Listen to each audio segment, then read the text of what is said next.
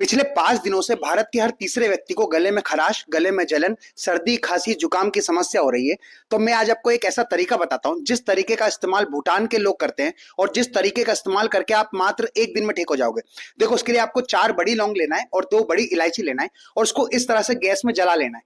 जब वो पूरी तरह से जल जाए तो उसका चूरा करके एक कटोरी में डालकर उसमें 2 बूंद अदरक की और 2 बूंद शहद की डालकर एक पेस्ट बना लेना है और उसको थोड़ी थोड़ी देर में चाटना है। दिन में 2 बार ऐसा करना है। अगले दिन तक आप पूरे ठीक हो जाओगे।